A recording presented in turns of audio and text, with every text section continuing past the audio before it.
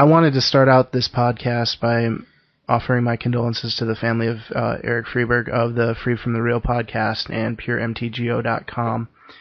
I'm sure you've heard by now that he passed away suddenly and, left behind a wife and a small child. So we just wanted to, personally, as a father and a husband, I wanted to offer, my grief and my condolences to his family. It's interesting when you listen to a podcast. I've listened to Freed from the Real quite frequently. When you listen to these podcasts after a while and you start to pick up people's nuances and their stories and the things they tell and the way they talk, you start to feel like they're a friend and as much of a friend as a real life person, even though they're just talking to you through a recording. And so he's going to be missed. I know there's overwhelming feeling that he is going to be missed. And, I'm going to be turning 30 myself in August, and it makes you think that you never know what's going to happen with your life. So I just want to encourage everyone that, you've got loved ones out there. Let them know that they're loved, and just don't hesitate to show the people in your life that mean something how much they mean to you, because you don't know when they're going to be gone. So, sad way to start out the show, but I felt it needed to be said. That's deep, man. Let's perhaps take a moment of silence. Sure. You ready to do this? I'm ready to rock and roll, brother. Ready to rock and roll. This is Pauper to the People, episode 2. Dun dun dun. Dun dun dun. My name's Chris. And this is Tuna. Tuna. Awesome. How's life? It's life, man. Life. Yep, living it. Living it. Anything you want to get off your chest, or... fucking hate working retail. We went hardcore. We were dropping F-bombs this episode. Well, yeah. You brought up a touchy subject for me. Yeah, well... Life? Yeah, life. Life in retail. Life in retail. As I went through life in retail, I started as a bagger bagging groceries. And no matter what aspect of retail you work in, whether it be bagging groceries or filling old guys' Viagra, it's still retail. Uh-huh. You still have to deal with the whiny, bitchy, annoying customers. You still have to have that smile on your face, like the death grin. Yeah. Of course I can help you. How may I help you? That's what's great about my job. You should consider working at Benton County District Court. Yeah, but I think wasn't there a touch of college that they really appreciated on your resume? They did appreciate that in my resume. They definitely did. But the guy that gets a job when he's, like, dog sick, like, dying in his interview. I told you that story? Yeah. Oh, yeah. That was funny. Did I tell you that I had to call my boss back, so she told me I had the job, and I was like, awesome, and fell asleep. And then I woke up like 4 hours later, and of course, my fever was starting to break. And I was like, was that a dream? So I actually called her back and was like, you knew I was sick. She's like, yeah, we could tell. I said, did I really get that job, or was I just hallucinating? She's like, no, you got it. So, okay, cool. They're like, on second thought, are you on something? No. I told you what I said to all the commissioners, right? I believe so. Yeah. You could refresh me, though. I should, yeah, for the sake of the podcast. Yeah. So I applied for this job at the district courthouse, which is where I currently work as a pay-or-serve clerk / accountant / whatever it is I do, whatever they need me to do. And when they were doing the interview process, they were like, do you handle stress well? And these are judges and commissioners, and they're all in their suits and their ties, and they're all stuffy, and a lot of them are in their 60s. And I looked at the presiding judge, Judge Hollenbeck, and I said, I work at a video game store in the mall during Christmas. I can handle stress. They're like, what's a video game? No, I'm kidding. Yeah. Well, and then that was where it was literally, because I was so sick with a cold, and I could barely talk. I had water with me, and so I left, and it's just like I was a dick. There's no way I got this job. And I was not even out to my car when they called me, and they're like, "We want you to have this job." I was like, "Sweet, awesome." It wasn't even excited. I got home, passed out. Actually, it wasn't even home. I went from my interview to the doctor to get antibiotics, and then I went home. That's a trooper right there. Yeah, I told Jeanette, my wife, I said, "I got the job. I'm going to bed." And that's when I fell asleep for about 4 hours and woke up, and I called the administrator back. I was like, "Did I really get that job, or was I just out of my mind sick?" She's like, "No, you got it." Okay, cool. 6 comments, 7 if you count Dan, which we're not counting right now. He's excluded from the. He's gonna have a special section once I figure out properly how to express my appreciation for what it is he said to us. Yeah, well, you did it fairly well in the comment back, anyways. Yeah, I did, but I think that I could express myself even better in song. Oh, I will definitely be looking forward to that. So, but we are going to announce the winner of our first ever contest at the end of the show. So there's incentive to stay tuned. Oh. But what I did want to do Can I win? No, you're excluded. Oh. But what I did want to do right off the bat is say thank you to everyone who did comment or send us an email, and I want to listen by name, which when you're dealing with user IDs is kind of difficult sometimes. So, 8NF8N8TUM. I'm sure that's pronounced some way, but I don't want to butcher it. Grappling Farang, McGuffin, Iggly Bob, Nick Zitomer at mtgoacademy.com. Thank you all very much. Thank you, guys. Seriously, that was really awesome for your advice, for suggestions for what we want to do for the future, and just for letting us know you listened. And huge boost of confidence. Oh, definitely. Yeah. Definitely. That was awesome. So we really do appreciate that. And I wanted to make a point to thank you each for doing that. So, news. We got 23 cards spoiled for New Phyrexia. Definitely exciting. Yeah. 2 of them are commons. Yeah. Well, hopefully we'll get more in the future. But I'm sure we will. Yeah, I think most of them were rares that were spoiled. Yeah, rares and mythics. What's interesting to me is a lot of people seem to think that there's concern that this is going to be a commander set. Yeah, I've definitely been reading something about that on the internet. I think that's you get your first spoilers of a season, and after they announced it was New Phyrexia, those suckers have just been dropping like crazy. People been nerdgasming all over the place. Yeah, no kidding. But Karn is a planeswalker. Well, like you were saying, story-wise, it doesn't make sense unless they're gonna cover their tracks somehow. I'm sure they will. They're Wizards of the Coast. They can do whatever they want. It's funny because I think all the scans came in and they were in Japanese or something, and when they were posted, the person, he didn't disclose the name of his source of who got the scans, but they said, somebody who knows the language start deciphering these right now. And I was just reading through the different posts, and people were trying to decipher, one card at a time, and they were correcting each other. No, this is what it means. And were they like, "Is this Tuna? Are you being flamed?" My post was removed. Started up a new identity and just start over again. I digress. Fortuna. So, Phyrexian mana.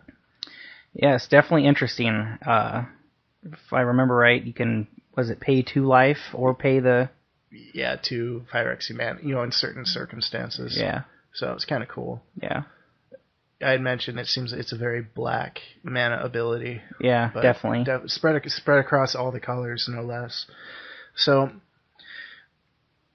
Still early enough in the season, and us being a Pauper format where we deal with specifically commons, we're going to leave the mythics and the rares and those to the guys who do their own podcasts, who hit those up better than we can. And what we do know about the 2 commons that we saw were Pristine Talisman and Suture Priest.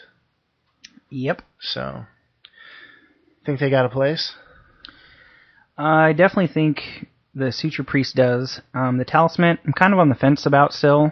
I'm sure it'll definitely get brought up into all sorts of different ways of play. Yeah. See, I took the road of looking at the Talisman a little bit more, and I kind of compared it to the to for instance a border post. And what was interesting to me is I don't know. I don't know if it's going to get played or not. A border post it seems like a border post is something you want to hit early. And a talisman you can play a little bit later on even. The tapping to add 1 mana to your mana pool, gain 1 life. That's going to really fit well with the Locust decks.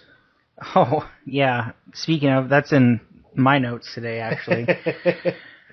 So we will definitely be diving into that the more we get some more information on these commons.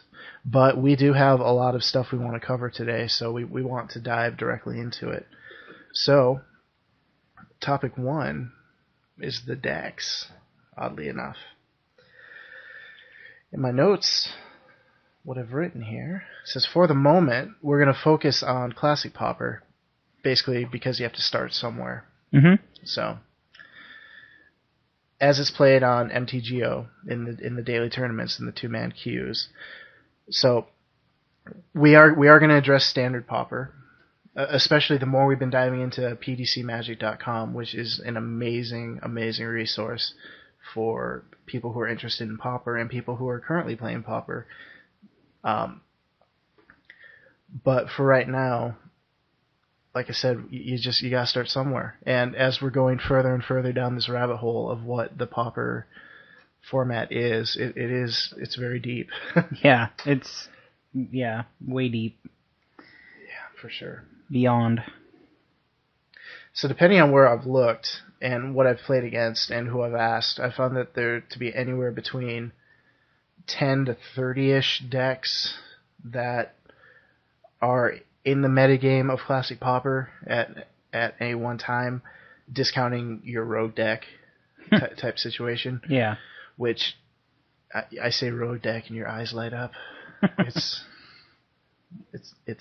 every time a bell rings, an angel gets its wings, and Tuna wets himself a little over a rogue deck.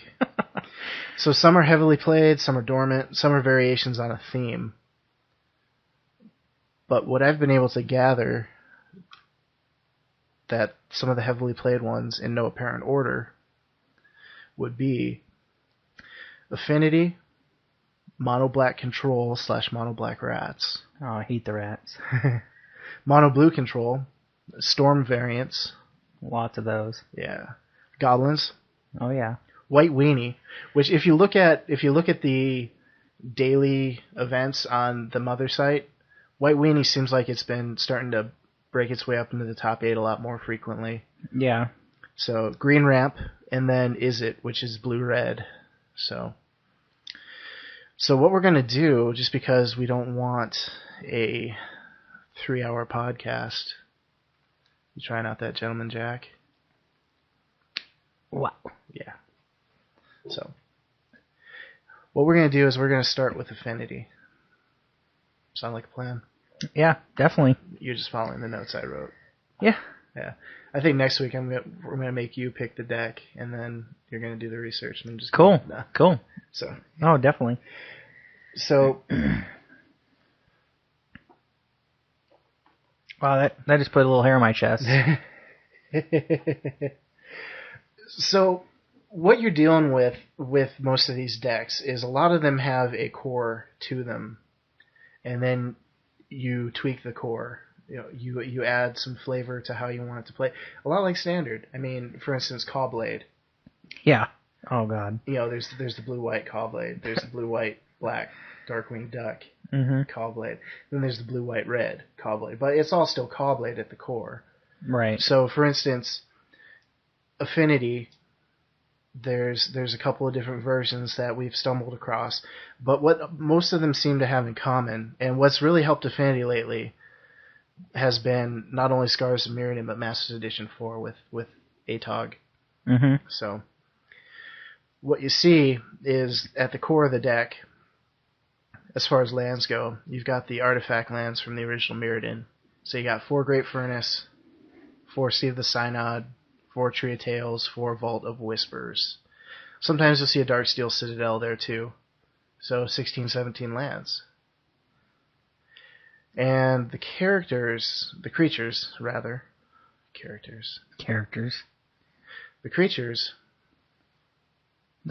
they tend to have, what's the word I'm looking for? They tend to have stabilized somewhat, at least with the decks I've seen recently, with Atog, Carapace Forger, Disciple of the Vault, Frogmite, Mirror Enforcer. Yeah, I don't think I've come across one without at least one of those guys, but usually always the Frogmite, the Carapace Forger, definitely. Yeah. I think they're taking advantage of that right away. So then, you're still going once you start getting into the spells, you've got the Chromatic Spheres and the Chromatic Stars and the Lotus Petals, Springleaf Drum, Thoughtcast. Those are... Struggling to keep up? No? Okay. You follow along on your iPhone? Yeah. So, Chromatic Sphere, Chromatic Star, Lotus Petal, Springleaf Drum, Thoughtcast. So, between those lands, between those creatures, and between those spells, that tends to make up, from my experience, what the core of the deck is. Yes, definitely. So, I was telling you, like, I was playing all day today on my day off, and I ran into a few Affinity decks finally online, and almost all of them had these particular spells. Yeah.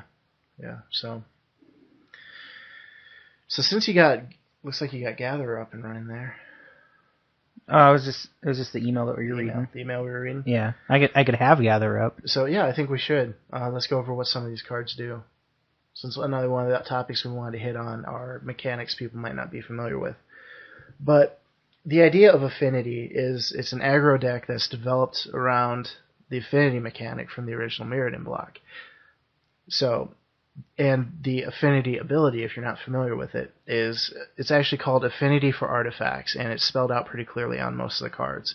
It says this spell costs 1 mana less to cast for each artifact you control. So, and then, but not including if it has an additional colored mana. Right, it's colorless. Right. So for instance, Frogmite. Good old Frogmite. You're playing in a Affinity deck when you see a Frogmite. So, he has 4, I believe it is. His mana cost? Yeah. Mana cost is 4. So you got 4 artifacts in play. And you just played them for free. Dump your hand. Yep. Dump your hand, aggro out, beat some face. Mm-hmm. And when all of your lands are Mirrodin artifact lands, or you're also running the good old Chromatic Spheres, the Chromatic Stars, Lotus Petal, that type of stuff. It's really easy for these guys to get to their freebies. Yeah. You know, even with the Mirror Enforcer, sometimes those Mirror Enforcers can come out of nowhere. And they're a 7 or an 8. I think it's a 7. Mirror Enforcer is... It's a 7, yeah. Man, I am... Take that, Dan. Yeah, eat it. But seriously, yeah, I've seen that guy come out lickety-split. Who's the guy I kept running into today? I'm going to find it really quick here. Disciple of the Vault? Advanced Hover Guard? It was a blue card. All they had to do was pay 1 blue mana for it, and they got like 3 of them out in 1 turn. Oh, yeah. So the noted additions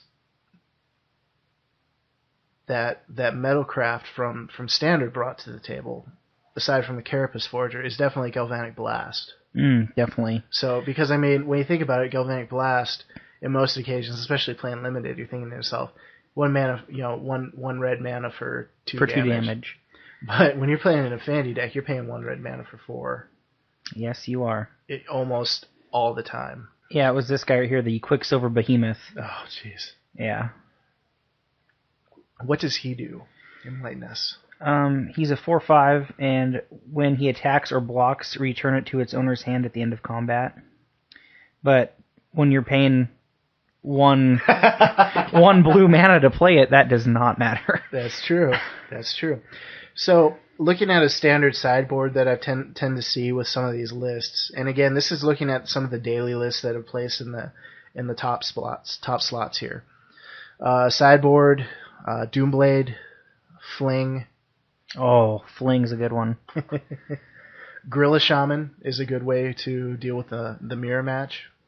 Okay. So you're looking him up. While you're looking him up, you've got your Hydroblast and your Pyroblasts. Hydroblast against red, Pyroblast against blue. One man is to do something very specific against a specific deck. So definitely not something you would want to main deck unless you're very aware that, for instance, if Goblins is the brick shit house of the week, but even then, sideboard, realistically, just make sure you've got those in your sideboard. And then, for instance, in a lot of them I've seen Seismic Shudder, which would be good against Goblins. Oh, yeah. So, what we're going to do right now is we're going to take a break, collect some thoughts, and be right back with you guys. So, Pauper to the people. Pauper to the people. Hey, we're back. And we're back. We're back. Matt, would you play Affinity? I believe. Tell me true. I believe I told you earlier today that it's just not my cup of tea. Why is it not your cup of tea? I just don't like all of the different shenanigans going on. I like it, but it's just not the way that I would personally play. I like it. Seeing it used is kind of neat. I just don't feel, even with playing creatures like that for free, I just don't feel like they're good enough to be doing all the work to get all the artifacts out, despite the artifact lands. Even the frog guy, you're playing him for free. I get it. The frog guy, Frogmite. But he's only a 2/2 out the gate. I have seen him pumped once, but that could get ugly. Not gonna lie. Yeah. ATOG. I think ATOG is the one that once that sucker got printed, people really started. You were showing me an earlier version of this, of the Affinity deck, and it was a lot more blue centric. Was the one you were showing me? Yeah. So, not having been around for a while, it seems to me that Affinity has definitely turned into a straight up rush them out and beat you in the face. It's got 16 to 17 lands. So, you got the Chromatic Sphere and the Chromatic Stars, where tap and sack, add the mana color of your choice. Yeah, they don't even have to run all the colored of artifact lands. They just pop those out, and next thing you know, they played a red guy, and haven't seen a red mana the entire game. Yeah, and that's actually a really good point right there. You're not going for, at least where your creatures are concerned, you're not going for the colored mana. You're just going to have artifact. You want the artifacts on board to get your Affinity creatures for as cheap as possible. Yep. So, now, is Affinity the right deck for you listening? If you're a fan of an aggro-based strategy, if you're a fan of something that's doing very well, it speaks really well to the spike in me to do something like Affinity. Yeah, I figured it would. So, there not being 100% spike, I got that little bit of Timmy in me that wants to brew his own thing. But I think that I've never really been a fan of net decking too much. But I think that in the case of being new to a format and trying to find a way to get yourself to get your feet wet, net decking, especially with something like Affinity or the other decks that we're going to cover, it probably isn't a bad way to go about it. Yeah, the thing is with Pauper, when you net deck something like this, it's too easy to say, hey, I can spend 4 tickets, build this entire deck, try it out. If it works, great. If not, add your own flavor, add your own style to it, tweak it a little bit. And, you have to, like you said, if you're unfamiliar with the format and some of the cards, you'll have to start somewhere with some sort of a net deck, or at least researching the different, especially mechanics. Especially when you're in Classic Pauper and that entire format is out to you. And that's what you're going to run into a lot, is the cards aren't rotating the way they would in a standard format. So the decks themselves, Storm is always going to be named Storm. Yeah. But what's in it is very different. Affinity it looks to me like it's evolved quite a bit from the creature it is today to what it was a few months ago. And if you get into Affinity and you decide it's not for you, you didn't build your Cawblade deck, and like we talked about last week, and you ended up being forced to play it. But what is nice is that you are going to find a use for these artifact lands. Great Furnace, Seed of the Synod, Tree of Tales, Vault of Whispers. Those are Ancient Den. I don't see Ancient Den in here. Ancient Den is the white artifact land. Those are definitely ones that you want to pick up. Oh, when yeah. you're starting to build a collection. Get a play set of them all. Yeah, definitely. Because, Great Furnace, the red artifact land, that sees play in some goblin builds. One of my favorites, I'm running a goblin deck right now that I kind of brewed myself. And my favorite thing is to turn one Great Furnace, tap it, sacrifice it for Kuldotha Rebirth. Oh, yeah. Whether or not that's the right play, I don't know, but it seems to have worked out for you so far. Damn, it feels good. Yeah. So, not to mention Galvanic Blast, especially if you're a drafter, you're probably going to have your Galvanic Blasts, Thoughtcast, Doomblade, Hydroblast, Pyroblast. The Hydroblast and the Pyroblasts are more on the spendy end, but they're definitely worth it. By spendy, I mean spendy by Pauper, which is like 1 to 2 tickets depending on where you're looking for them. Gotcha. I picked up my Hydroblast for my blue-black teachings deck that I'm running for. I think it was a ticket and a half each. So, what is the high end of a Pauper card, a single, online? The most expensive one I've seen. Brainstorm. How much was that? Brainstorm was 2 tickets. Oh, yeah. But I couldn't actually find that one anywhere. Oh. So I had to go through, I went through ABU Games and bought it there. So I'm sure there was a little bit more expensive for that. Unearth is pretty expensive. Unearth, I think, to get those, they were like a ticket and a half for me. And I mean, that's because I'm sure I could have found them cheaper if I was willing to wait and willing to look. Yeah. But I wanted them, and I wanted to start building a deck around them because I am a fan of the graveyard shenanigans. Definitely. So, yeah, and then the Hydroblast and the Hydroblast is ticket and a half, 2 tickets depending on where you get it from. The standard cards, Galvanic Blast, Carapace Forger. You're going to find Carapace Forger for pretty dang cheap. He's out of Scars of Mirrodin. Yeah, I mean, he's a common out of Scars of Mirrodin. Everyone Carapace Forgers for their, a lot of times their 20th pick. So and then you just dump them. Doomblades are pretty inexpensive. It's not like it's go for the throat because we can't play it. It's close. Oh yeah, definitely. So, but like I said, if you build this deck and you decide it's not for you, there's quite a bit of stuff in here that can go a long way towards a different deck. Most definitely. Now, let's talk about another deck. Another deck? Another deck. Let's talk about, we've had some interest of the homebrew variety. Are we going into that? We're going into that. Real quick, I was just gonna go back and definitely mention like you were saying, the some of the weenies and the white weenie stuff. Even in Affinity, they use the Ardent Recruit for his metalcraft ability as well. Yeah. So I think white weenie is. I want to cover white weenie next week. Yeah, definitely. Like I mentioned earlier, I don't want a 2-hour podcast for people. I want it to be digestible. I want you to listen, get some information, and then go play. Yeah, And, if they're listening in at work on their lunch break, whatever, I listen while I'm working. Yeah, wish I could do that. Yeah, and the other reason is that I had another reason. I'm too busy laughing at you trying to drink that whiskey. Wow. So maybe we'll be a beer drinking podcast after this. Wow.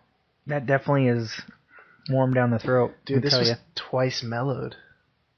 Really? Yeah. Used to be rubbing alcohol, apparently. Gentleman Jack. Is that like JD's older cousin? Yeah. Gotcha. Well, he has a handlebar mustache and a cane, and he's not allowed to go within 500 feet of a Chuck E. Cheese. Gentleman Jack.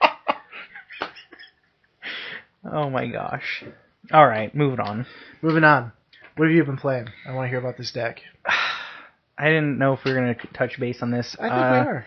Did you... Back to, well, like you were saying earlier, the huge following of standard Pauper that we discovered online. I went ahead and built a standard Pauper infect deck, and I'm not going to lie, it tends to work out fairly well. But this isn't your average infect deck. What about this deck makes it a little different? Other than I can, get out the goblin, I forget the name at the moment, that makes target unblockable.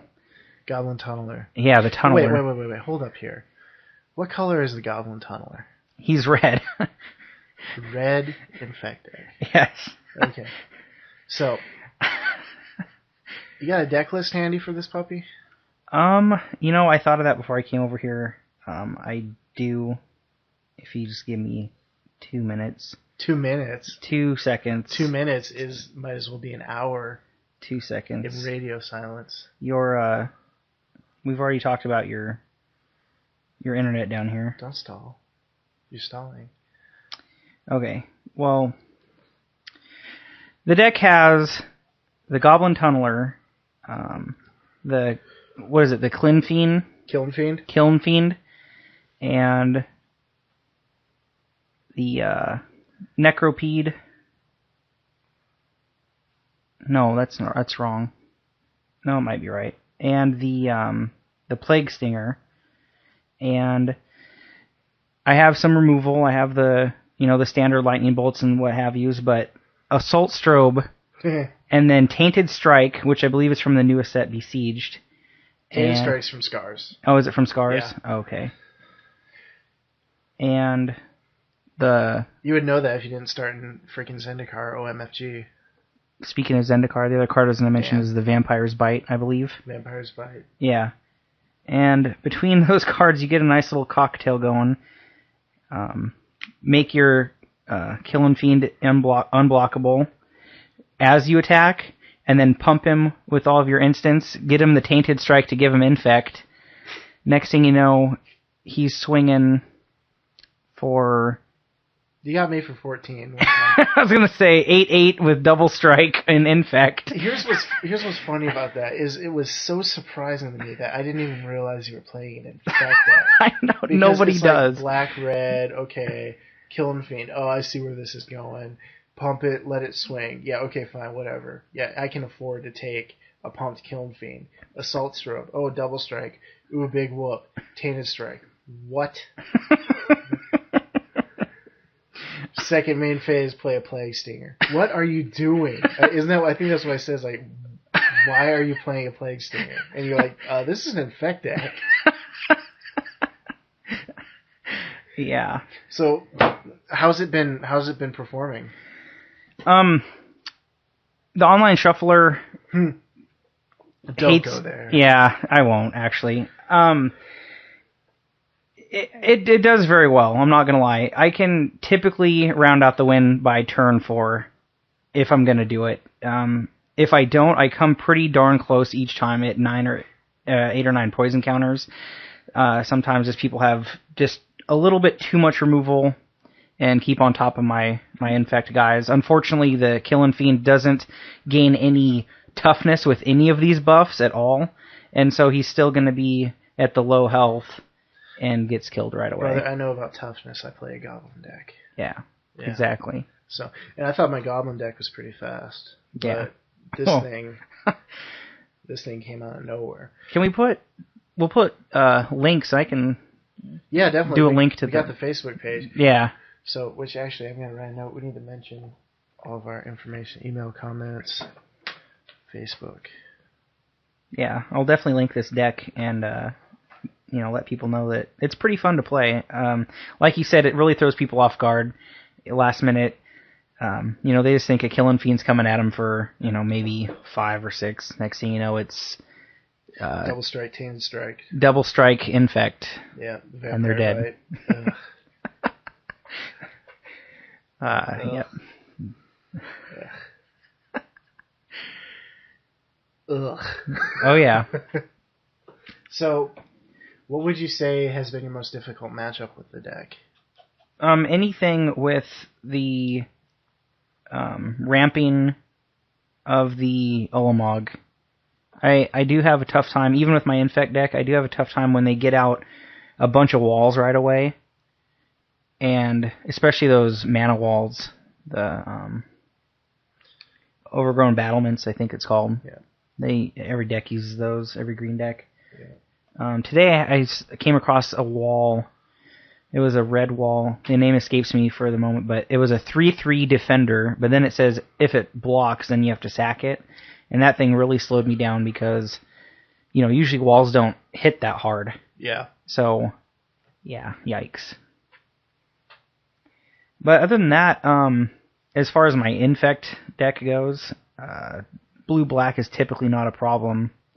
Unless they start the game with like 3 duresses and use them right away. That tends to shut me down. That actually happened today. Start the game with 3 duresses. Who does that? I don't know. 3 duresses and 4 swamps. Yeah, I'll keep. Man's dynamite. I put, as the second one popped up, I'm like, you're kidding me, right? And he just did one of those little, like, funky smiley faces. And then the third one popped up my next turn. And then I did it all caps. I'm like, you've got to be kidding me. And then he just did a winky face. I was like, I hate this guy already. Love it. Yeah, love it. So, getting back to Affinity for a second here. How many times did you end up playing it today? I ran into 3 today. And were you playing that primarily with your infect deck? Yes. How was your matchup? I won, I believe, 2 out of the 3. 2 out of 3. 2 out of the 3 games I played. The first, actually it was the first one I won, middle one I got stomped, the third one I won. Basically, it was too fast for them. The thing with Affinity is, you can still only play 1 land a turn, obviously. Mm-hmm. So, to get out their artifacts, they still can only do 1 a turn as far as the land goes, and then do their spheres and whatnots. All the while, I'm ramping up my infect guys and swinging at them. The one time that they got me, I just wasn't getting the card draw that I needed. I started with what I thought would be a decent hand.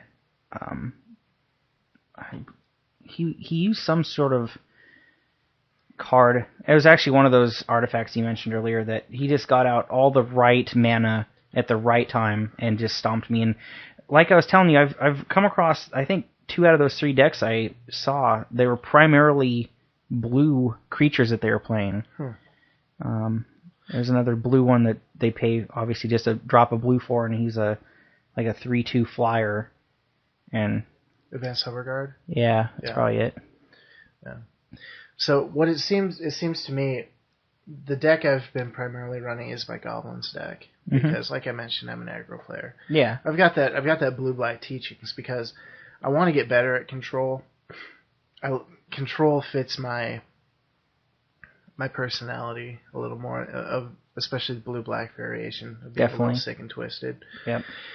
So, but with my goblins, I've found what works really well is I've got my shatters in my sideboard, and really, with Affinity, it's you got to get them early. You got to as soon as you're aware that what they're playing. Yeah, it's like you have to shut them down. Start killing those lands. Yeah. I mean, everyone hates a land destruction player almost as much as they hate the guy that created Comic Sans. But yeah, it's just slowing them down at any way you can. So yeah, any kind of destroy artifact or remove or exile artifacts against an affinity deck pretty much ruins their day. Yeah, but with 90%, 85-90% of their deck being artifacts itself, they hit that crucial spot to start dropping Frogmites and Mirror Enforcers. I mean, we bitch about Ulamon's Crusher, but Mirror Enforcer is big enough at 4/4. Especially when you can drop a few of them without any kind of hesitation. Yeah, so I definitely want to build an Affinity deck. So if anyone has any questions about Affinity, shoot us an email, write us a comment. Yeah. You know what to do. Yeah. If you're an Affinity player and you feel like you want to add something, shoot us an email. Drop us a line. Or if you just want to, kick our asses online with your Affinity decks, username is Matuna. GrayCatRecords. Both of us on mTGO. So, it's the start of a new month. Which means it's time for me to implement my budget plan. Oh, excellent. Yeah, so. Get your allowance for the month? My self-imposed allowance. Yeah, definitely. Less, but definitely my allowance. So, I'm thinking Affinity. Man. Does your daughter get an allowance yet? For doing any kind of chores or anything? She doesn't do chores. Princesses don't do chores. Oh, sorry. You make Landon do all the work? Yeah, right. Landon causes all the work that we have to do. Yikes. Landon's 18 months old, and he's part chainsaw. He looks like a 3-year-old. Take a punch like one, too. Yeah, really. No. So, throwing that money into the old mTGO account. And what's the monthly budget? 30? 30. Okay. 30. Okay. 40?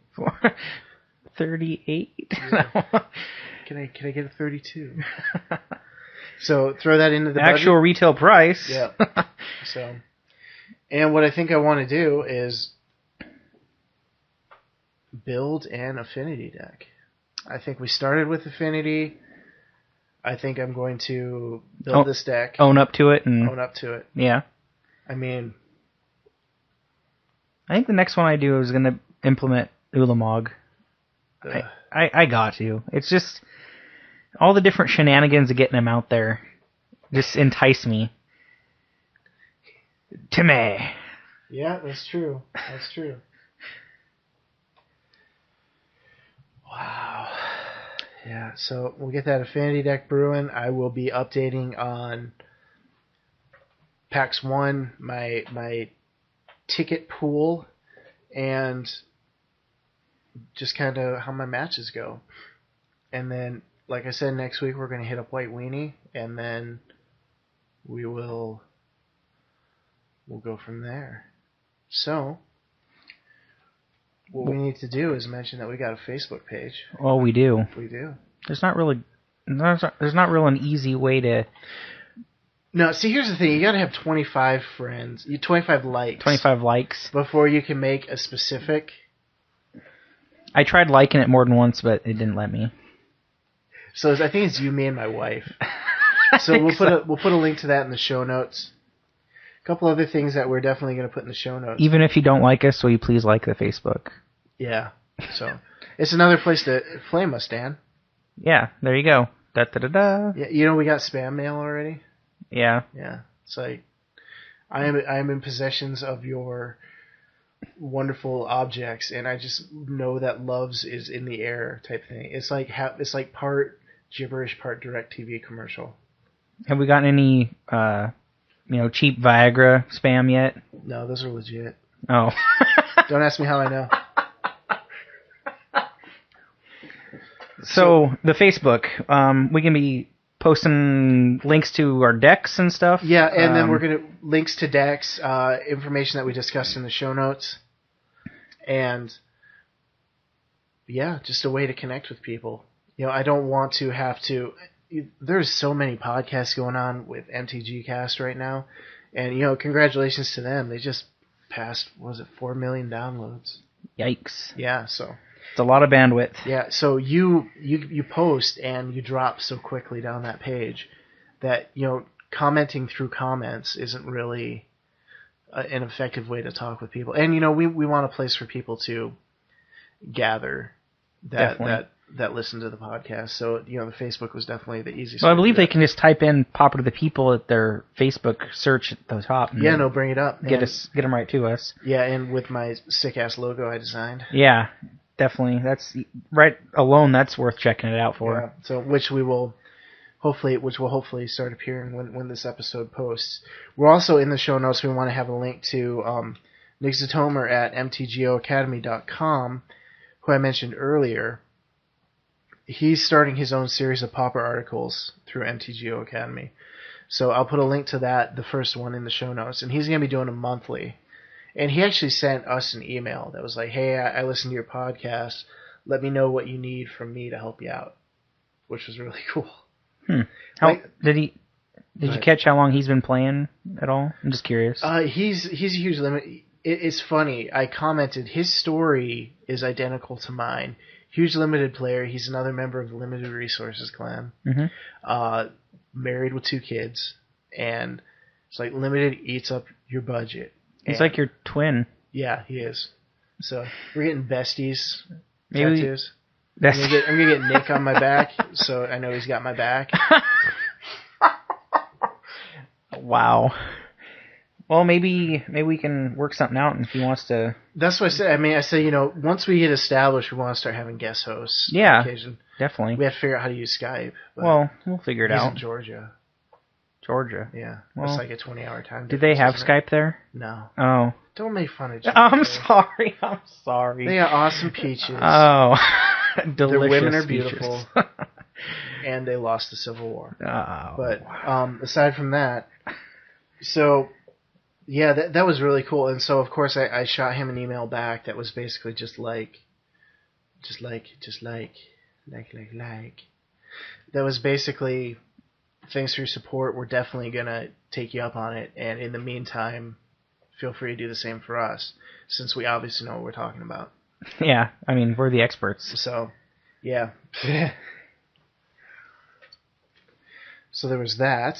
Did we already mention pdcmagic.com? We did briefly. Okay. We're going to have to devote an entire episode to pdcmagic.com. Yeah. And it's going to be definitely worthwhile.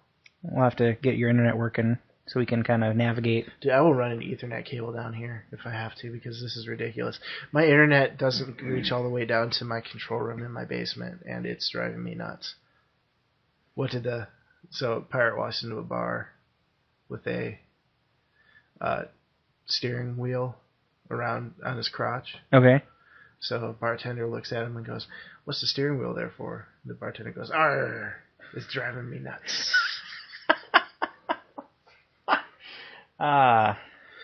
Classic. Pauper classic. So yeah, we're going to link that as well. But yeah, the huge following of Pauper Standard that you were a little unaware of, so to speak. I got onto pdcmagic.com. I actually emailed them and I said, "Hey, we're starting a Pauper podcast, and we're not asking for money. We're not asking for anything like that. It's like, we're here, and we just want to make you aware of us." And it's like, "Yeah, we'll link you in our stuff. Check us out." And so you start going on forums, and you talk to anyone who plays Pauper and who has played Pauper, and they're like, pdcmagic.com. Go to pdcmagic.com. So I went there, and you start diving into it, and it's a little difficult to get through. So that's why I think it needs its own episode, because it's a very intimidating format. They have their own player-run tournaments on mTGO. That's cool. Very cool. I want to get in on that. Very cool. So, if you don't want to do the dailies, if you don't want to grind the 2-man queues, but you want to deal with a healthy group of people, those player-run queues, and they actually have seasons, man. So they're in the middle of a season for a standard queue, a classic, an extended Pauper, and they also do peasant, which is Pauper, but you can have 5 uncommons. Whoa. So I don't even want to get into that yet, but if there's people who want to talk about peasant, we got a lot of Pauper to cover before we get into peasant. Yeah. But we're not planning on going anywhere, and we're planning on doing this for a long time. When we're 60. Yeah, when we're 60. So, yeah. So we're remember 25 years ago when we said we were going to do peasant? Yeah. Today's the day. Remember 25 years ago when that guy said we didn't know what we were talking about? I was starting to think he was right. Let's take a break, and let's come back with some emails, some comments, and some contest winners. All right. How does that sound, Matt? That sounds terrific. Some contest winners. Awesome. All right, we'll be right back. Pauper to the people. Pauper to the people.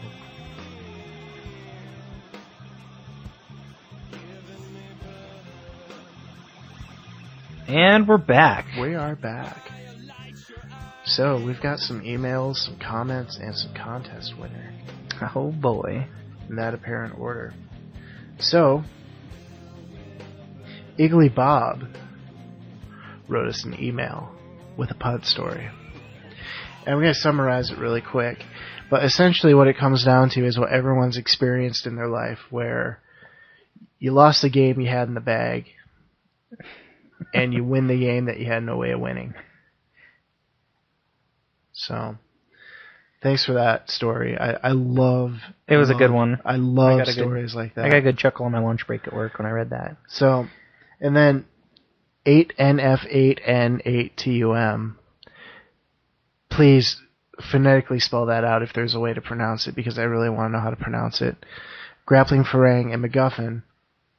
You guys have all been very supportive of us. Just a little comment that was like, mention this. Hey, I listened to your podcast, or I'm interested in hearing what you guys have to offer. It goes a long way toward making the second podcast easier to do. And if we haven't mentioned all the things that you suggest to us, we will get to them. And, this Affinity rundown, the brief one that we've done, being the first one, if you listen to it and you say, man, I wish they would address this. I wish they would address that. Anyone who's listened and hasn't commented, or the people who already have. That's the feedback we need. That's the feedback we need, because we want this to be what you need. Informational and resourceful.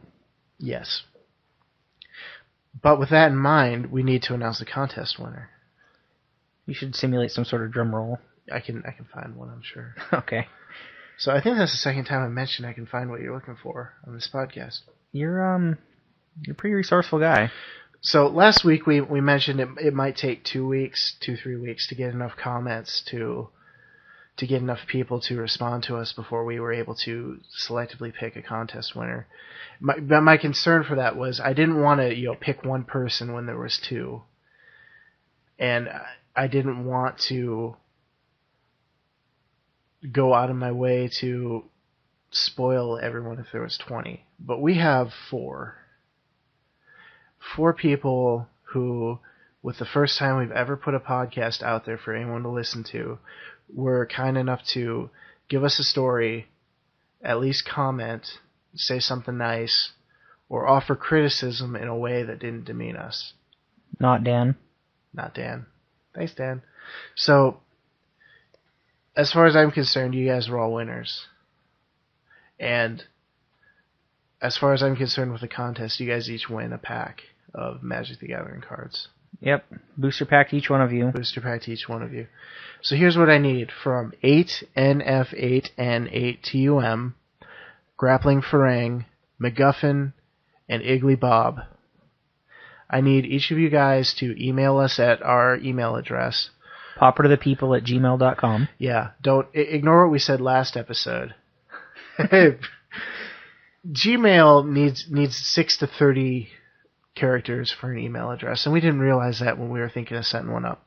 But email us your mailing address, a P.O. box or somewhere where we can mail a pack to you as our way of saying thanks for being there for us. This is no ploy or no gimmick. We're really gonna do it. Snail mail you a pack of magic. Yeah. So just as our way of saying thanks, and because it means a lot to us that you guys would write something, even 2 sentences of "I like the podcast. Here's what I think you should do," or "I like the podcast. Keep up the good work," or in the case of Iggly Bob, this fantastic punt story, which made me have a good chuckle at work. Definitely. So thank you all. That was absolutely awesome of you to do that, and you should be rewarded for your kind gestures. Feel good about that? I definitely feel good about it. Okay. Like you said, we kind of took off here with this podcast. Yeah, there's been some real support coming in, and we hope it continues, and we hope that we are of use to people, and we hope that the areas that we need improving on can be addressed, and that people can bring them to our attention so we can address them in a timely and appropriate fashion. Definitely. Sweet. So, time for some thank yous. Thank you. Thank you. Thank you to Monday Night Magic for dropping her name this week. Yeah, you mentioned that. It was it's pretty freaking nuts. That man. is nuts. It's pretty nuts. So thank you to pdcmagic.com for offering assistance in listening to the podcast. Thanks to Nick Zatomer, who's starting his own series of Pauper articles at mtgoacademy.com. And we'll put the link to that in the show notes. And possibly on the FB. FB. So yeah. Once again, we've got email, Facebook. We're out there. You can find us. Yeah. You can give us a hard time. You can joke around with us. You can offer constructive criticism.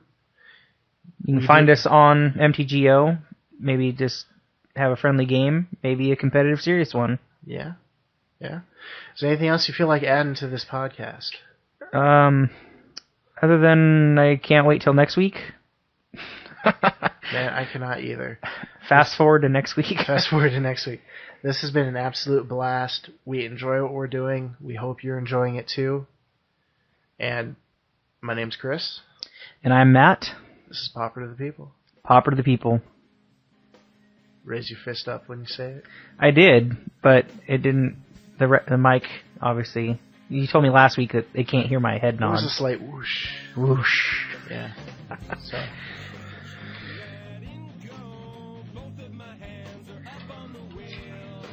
So yeah, some creative editing on that one needs to happen. Well, I believe in you. In Chris we trust. In Chris, I believe in me. You better, because I have no damn idea how to work that program. The power of Chris compels you. Yes, it does. Yep. So, yeah, we're firmly into B-list territory at this time. I know. So it's fine. I started warming up to this Gentleman Jack a little bit.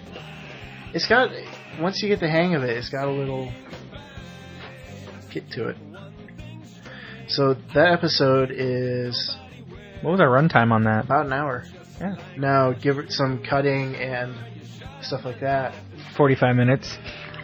Yeah, cut out the Drek. Maybe add a song.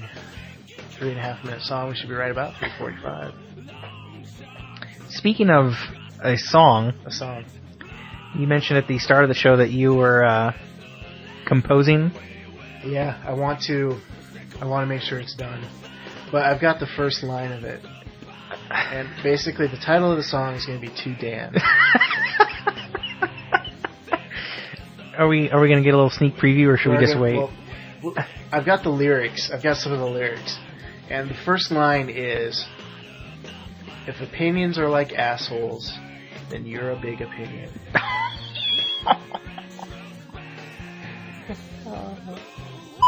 That's actually what I wanted to ask you. When you're playing these matches, are you playing 2 out of 3 or are you playing single game? I rotate. It just depends on what mood I'm in, how much time I have. The Affinity matches I played today, they were actually matches as opposed to just singles. Because especially, like with your infect deck, when... We should post your deck list, too. Yeah, we should. If you're interested in doing that. Before I post it, I think I'm gonna make / touch up / perfect maybe a legit sideboard, because my sideboard is just kind of almost non-existent. Yeah. So, but I think the matches are the important thing, because you need to see how people sideboard against you. Yeah. And you need to figure out how to properly sideboard against other people. Yeah, definitely. So, especially if your goal is to take it to like PDC Magic or 2-man queues or daily events. You've got to have that experience of, I've got 2 minutes to sideboard. What's he playing? What do I expect out of this deck? What can I use to counteract what my weaknesses are as best as possible? And, not only will that teach you how to think on the fly, but when you're editing your deck in the future, it's going to help you come up with ways to, okay, I know this is against this type of deck, this is what my weak point is. So I've got my base standard. What do I take out?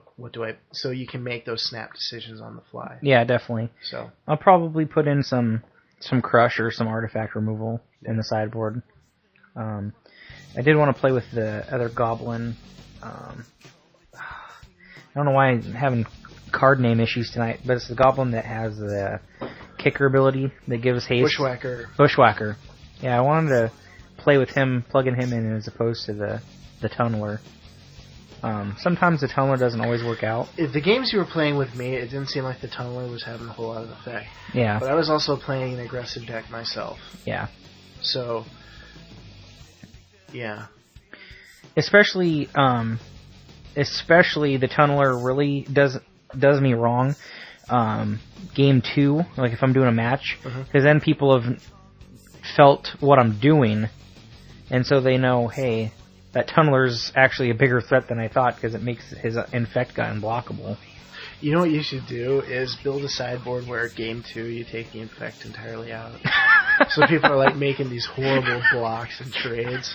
Like, yeah, kill him Fiend for 15. Oh, thank God he didn't have Tan Strike. Kill him Fiend for 5, you're dead. Yep. Like I said, what's terrifyingly exciting about this format is that, it's like the Matrix. Take this pill and I'll show you how deep the rabbit hole goes. It's like, holy, these are decks that have been around and tweaked for years, and yeah. You don't want to be the guy that's like, who's this douchebag that thinks he can come in and this is what this deck is. Next deck, it's like, and the next deck, and the next deck, and the next deck. But here's the thing. That's what our listeners, that's what they're going to be there for. They're going to comment, they're going to listen on what we did forget, yeah. And then on week to week we can just, maybe we can have a section in each episode and touch back with what we were talking about in the previous episode from feedback from the comments. Yeah, because I feel like, I don't know, would you expect someone to, here's my podcast about this. This is this deck. This is how you play it. This is what the matchups are against this. This is what you do when you're playing this. This is how you'll always lose against this deck, so you might as well just scoop. This is how you play, turn 1 you always play this. Turn 2 you always play this. I wouldn't expect that from a podcast. No. I don't know that I would either. Definitely not. Because I don't... That's more of the websites and articles that we were plugging. That's kind of their job. Yeah, and by the same token, how do you learn? And how do you develop your own style of play if your entire style of play is, I play this deck. Turn 1, I play this land, and then turn to I play this land. Why do I do that? Because this is what so and so told me to do. Yeah. I mean, I guess actually, if you put it in that perspective, we got it out there. We told the listener what it was, how the mechanic works. Not a few, but most of the staple cards. And I mean, outside of that, they'll have the guts of their deck. They can go out there, Google, Affinity for artifacts, find all the leftover pieces that they want to personalize it with, make it their own. Yeah. And go from there, trial and error. Because, I mean, I just know that myself personally, I wouldn't want to see not only my deck built 100% from the internet, but my plays built 100% from the internet. Exactly. And I don't want our podcast to go that way anyways. I don't want to say, this is Affinity, this is the card, this is the deck, this is how you play it. Yeah. I mean, that's... No. I mean, when you look at it, it's like, I'm new to the format. I'm gonna be reading on a forum, and someone's gonna say, "Yeah, I was playing the Affinity deck, and I lost to mono black rats," and you're gonna go, "What?" So, if you could say, "Okay, I listened to this podcast, and this is the shell of what Affinity is. I kind of know what the interactions are. I know there's some and there's some leeway." And I know this is what mono black rats is, and I know there's some leeway, and I know there's there's some people don't play mono black rats, they just play mono black control. But to be able to look at that and say, I know what the basics are, and this is my jumping off point. I want you to be able to get in to the pool without being worried about the temperature of the water, so to speak. Because it's like what you were saying earlier, it's like that PDCMagic.com, it's like, you start diving into it and you're like, holy shit, I don't even know where to begin, I'm overwhelmed here. Yeah. And it's like, yeah, that's kind of what I want to be I guess the person who can say, yep, this is not necessarily this is where you begin, but let's help you make sense of this. And it's all good. You don't need to worry. You don't need to worry. All you need to do is, here's where you go. Here's what you tune into. Here's the basics of this deck. Where it goes from there is up to you, and there's absolutely nothing wrong with that. Exactly. I mean, if you wanted to, what deck won 4-0 last week on the daily events on 4-1-11? You can find that. Yeah. And you could build that deck if you wanted to. Probably for cheap. Yeah. But, how does this work the way it works? When someone says Affinity, what do they mean? When someone says white weenie in a Pauper, because, I mean, if you were to say white weenie to a standard player when Morrowind block was out, something totally different. Right. I mean, they're like, okay, well, we're running Figure of Destiny, we're running XYZ. But in Pauper, something completely different. And so, you need to be able to explore these issues in a way that's like, yeah, we're just some dudes talking, and we're not gonna pull a Dan on you. I'm not gonna tell you you've only been playing since Lorwyn or since Zendikar. You don't know. Find someone else who knows what they're talking about, or blah blah blah. It's just, you don't need that. Yeah. That's not a healthy attitude for people to develop. And for all these people who talk about, we want this game to grow, and we want more people to show up to our FNMs, we want more people to show up to our PDQs, and we want more people to be involved in this. It's like, with that attitude, how do you expect that to happen? Exactly. And are you forgetting the fact that it's a game? It's a game, it's about having fun. Yep. And yeah, you can win packs, and you have the potential to go infinite if you know what you're doing and not have to worry about paying for packs for the rest of your life. But at the end of the day, at its very basic core, it's a game for you to interact with other people. You should still be able to, at the end of the day, win or lose, you should still be able to, consult your peers and, say, hey man, it was a good day, good game, good nice day of playing. Yeah, and